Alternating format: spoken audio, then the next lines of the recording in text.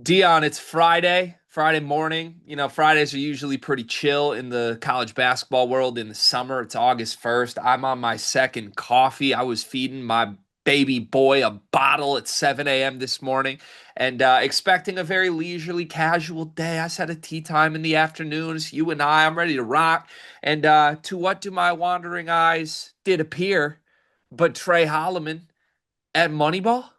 The program legends are back. I mean, Moneyball's always better when the legends return, but I did not realize that Trey Holloman would be welcomed back with open arms to Moneyball's championship just months after he left for NC State. Jokes aside, not only was Holloman at Moneyball, but let's give some credit to Stephen Brooks with Spartan Tailgate with 24/7 because Stephen Brooks got a long form interview with Trey Holloman after he appeared at Moneyball.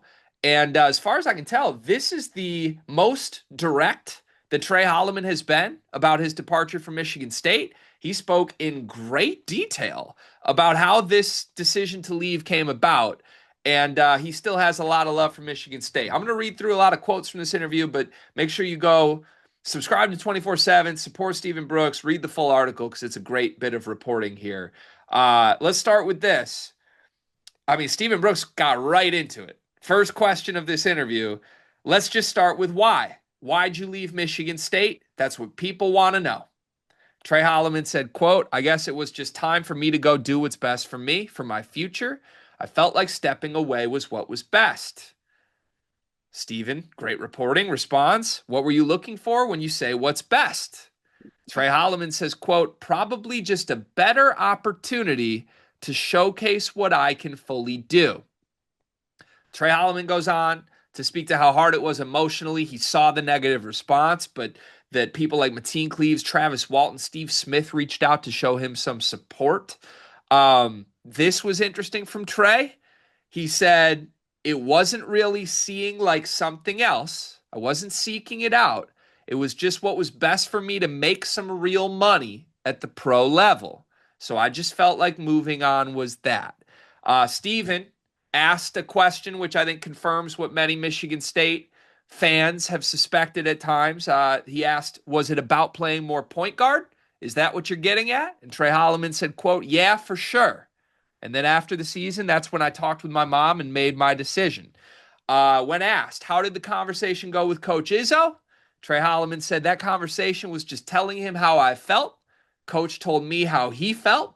And then we just came to an agreement. So I guess you could say it was an agreement that the two should part ways. I would argue that that conversation must not have gone overly well if Tom Izzo was agreeing that you should get out of that door.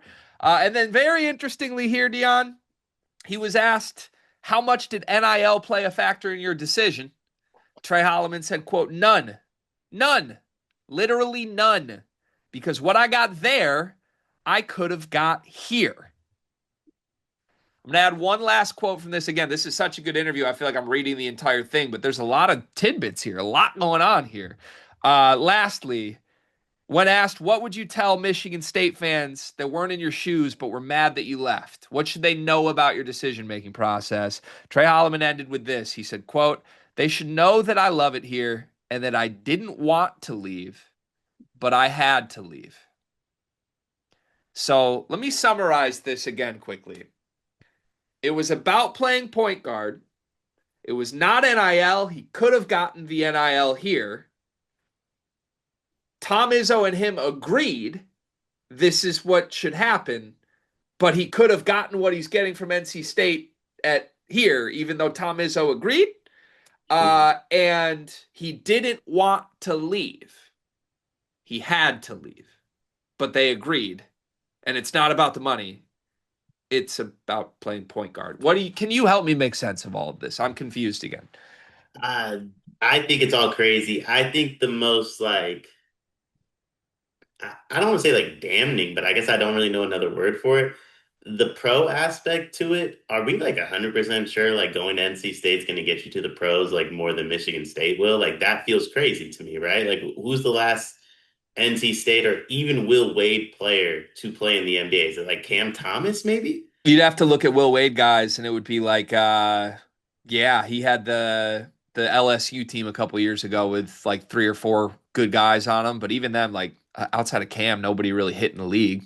Yeah, like I feel like the only example of a Will Wade guy in I guess Ben Simmons played for Will Wade, right? But like I don't think Will Wade was there yet, was he? Will Wade wasn't there yet. I don't believe so. No. Then Cam's the only one I can think of. So, like, to me, that's crazy considering Izzo just got Jace to the league. Max Christie, like, largely unsuccessful at Michigan State, incredibly successful NBA career thus far. Like, he's stuck.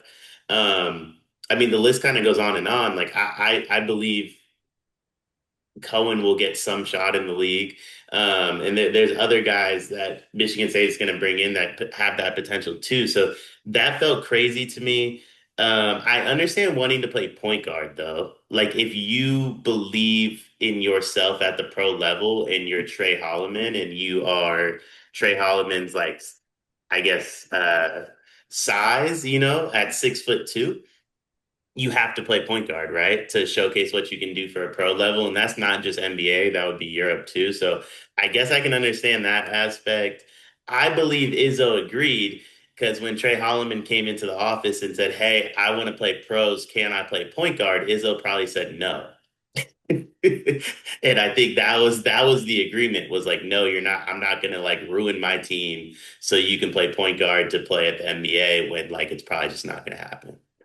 Yes. I think you laid out a lot of truth in your response here. I have a lot of thoughts on all of this. I want to take Trey Holloman at his word here. I mean, he gave very honest, transparent answers. This cannot be easy. Like honestly, Trey clearly still cares about Michigan State. You don't go back to Moneyball unless you still care about the Michigan State fans and everything. Um, I'm curious to see how Michigan State fans will receive him, to be honest, because Trey, I think through the end of last year before he entered the portal was one of the more beloved Spartans in recent memory with what he did to the whole defend the logo nonsense and but more importantly than that, how well he played in those Michigan rivalry games. He just was huge to the culture. And I think it was easy when a guy like Hogarth left Michigan State for Michigan State fans to be like, haha, screw you, get out of here. I don't think it's that easy with Holloman. You have a lot of really good memories with Trey Holloman that I think neither side necessarily wants to have to give up. So I'm kind of curious how this is going to be received in the long term. There's definitely a lot of like FU mentality right now, but I don't know how that will feel maybe a year to 2 years down the line. I really want to take Trey at his word. But I got to be honest, I'm having a hard time taking Trey at his word on a lot of this stuff because I think he was asked so much and gave so many different answers, they kind of conflict with each other. Mhm. And I'd like to go through a couple examples of like what I'm not following, tracking if all of this is supposed to be true from Trey Holloman. Um, he wants to play point guard.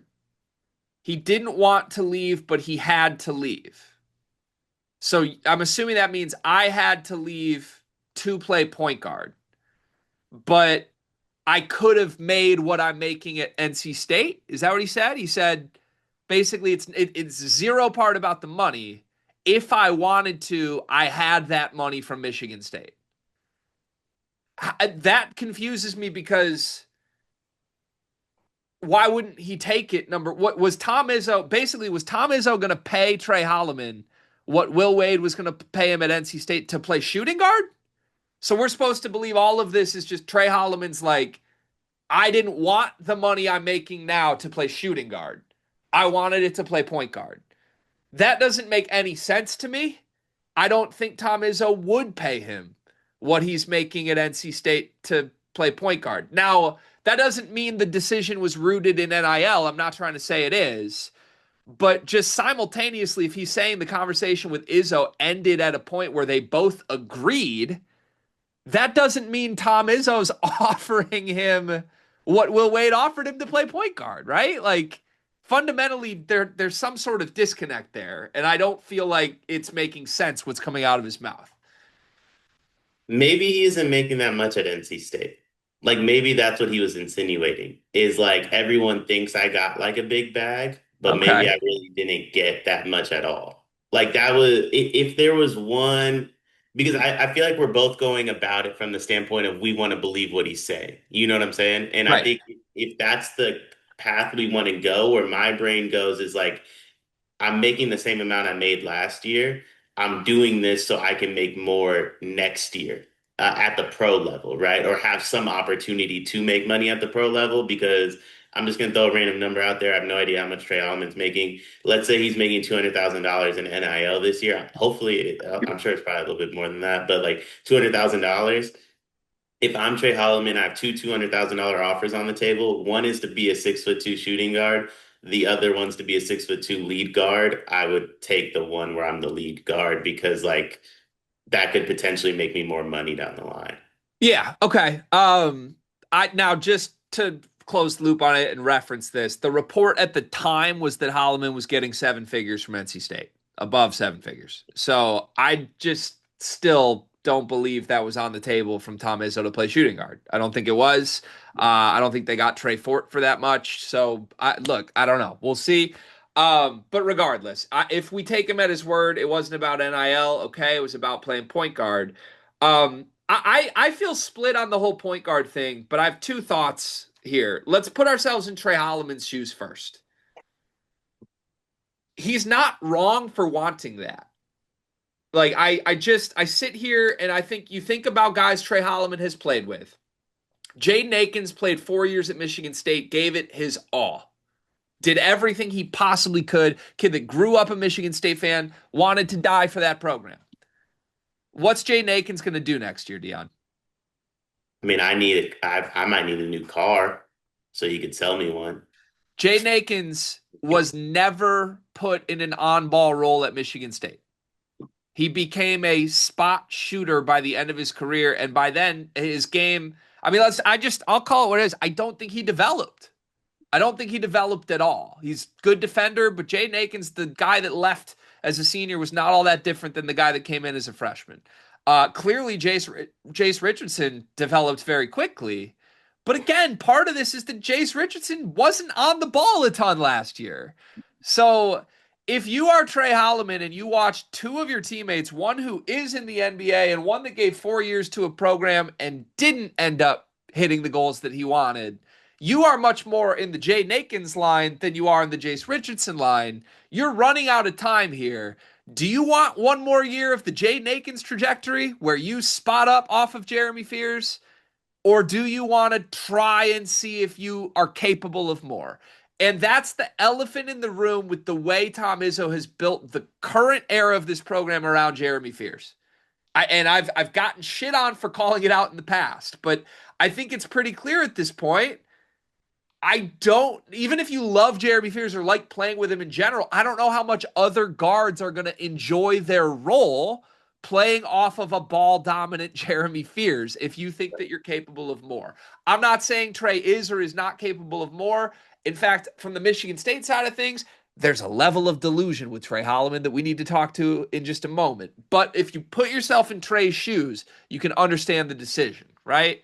Yeah, so I have two general thoughts on why like Trey Holloman and wanting to play point guard. And they're both built around Jaden Akins and Jace Richardson, right? I had no idea Jaden Akins was on Orlando's summer league team, by the way. Zero. I don't think he played much. Exactly. Like this is a guy with. I remember when you and Cart went to Moneyball, and then you guys did the video after you watched Jaden Akins play. He is that guy that you guys saw at Moneyball, right?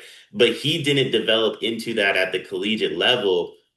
And he went from being a guy that you guys were enamored with, right? And I was too, based upon that video, and I couldn't wait to watch him playing, to a guy that didn't really play in the NBA Summer League and was basically on Jace Richardson's team because he knew Jace Richardson, right? And Orlando was like, yeah, we'll just bring you along type of thing. That isn't the goal of anybody that has the pro aspirations that Trey Holloman spoke of. And Trey Holloman has to be on ball to avoid that future, I guess you could say. And for Jaden Akins, I'm hopeful that he's able to create, like, whether it's G League Europe, an incredible future for himself and get another shot at the NBA level. For Jace Richardson, hindsight 2020, I think we're looking at it, and Michigan State fans are going to look at it this way, right? Hey, he was a first round pick. if he gets an NBA opportunity, like it will work because he's Jace Richardson. If he played point guard, he doesn't fall 15 spots in the first round. He doesn't go to an Orlando team that I genuinely have questions about what his role is this year. He goes in the lottery and he goes to a team where he's going to play right away. And part of the reason he fell is Jeremy Fears was on ball and Jace wasn't. And there was question marks about his size that we do not have if we believe he's a point guard. Right. Right. Point Which blank it's period. not fun to say out loud because simultaneously, I get it from the Michigan State fan perspective. It's like, how can you say that? Jace Richardson wasn't even supposed to be a one and done. We developed him into that.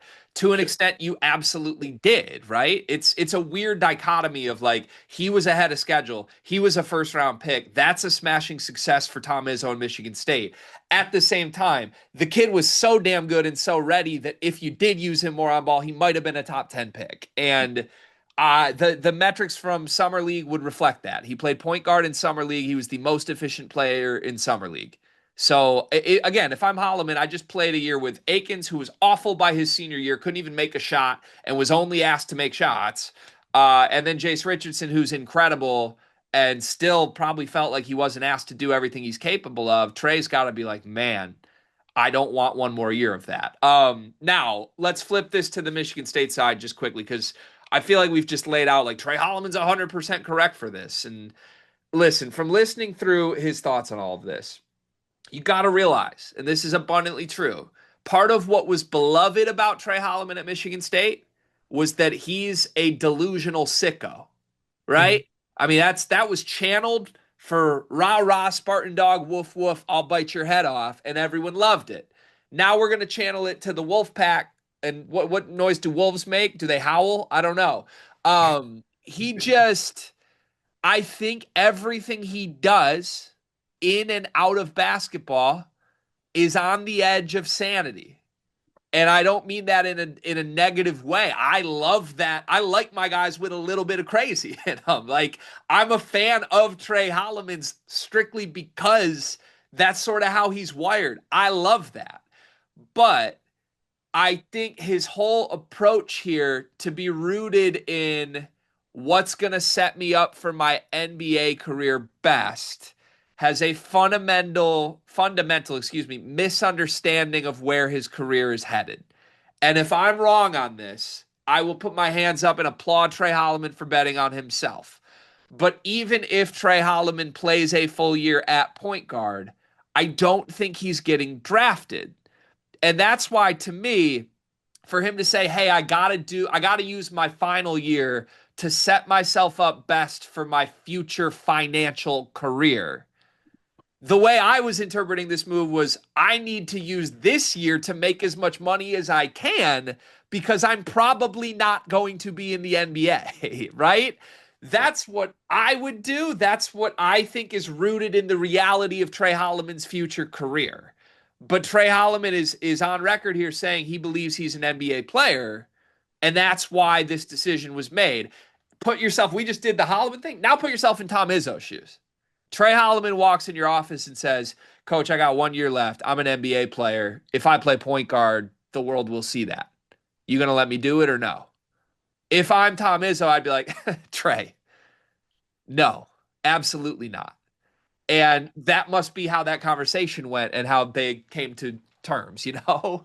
I think it's a both things, both people can be true situation or correct situation. I think Trey Holloman's absolutely correct in like, hey, I want to go play point guard and I want to bet on myself and give myself a shot at the NBA. That's essentially the whole reason 90% of these guys go to college, right? Like it's for that next level goal. Go do it in the situation that gives you the best opportunity, right? If I'm Izzo, I'm also telling him no. The same way, respectfully, I, Jaden Akins probably doesn't fall too far from that tree. Do I think he should have told Jace yes? Absolutely. Absolutely. Jace should have been on ball last year. But like I think it's a both situations can be true.